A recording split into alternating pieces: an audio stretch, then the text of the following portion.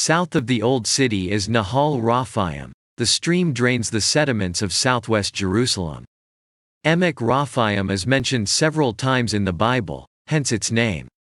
Emek Refaim is translated as the Valley of Ghosts. The area was used for agriculture as written in the book of Isaiah. It shall be as when one gleaneth ears in the valley of Rephaim. In the middle of the 19th century, an exodus and settlement began outside the walls of the Old City.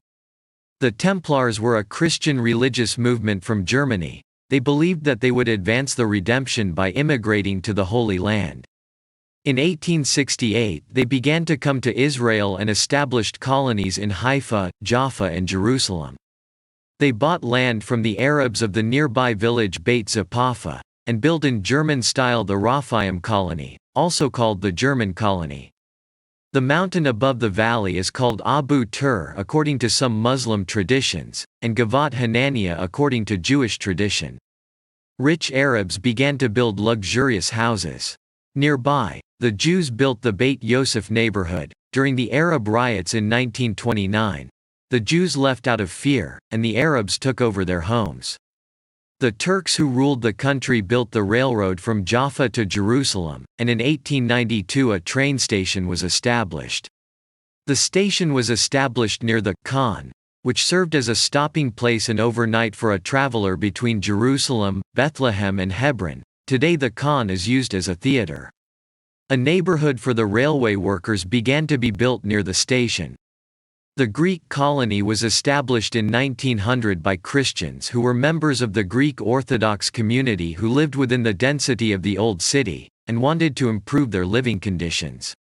In World War I, the Turks built a military camp and an airstrip in cooperation with the Germans. After the British occupied the land, it was called Camp Allenby, and a construction boom began in Jerusalem outside the walls. Next to the neighborhood of the railway workers, in 1920 the Bucca neighborhood was established, by wealthy Arabs who built large and beautiful houses. Jewish entrepreneurs bought land from the Templars, and after many plans, the Talpiot neighborhood was established.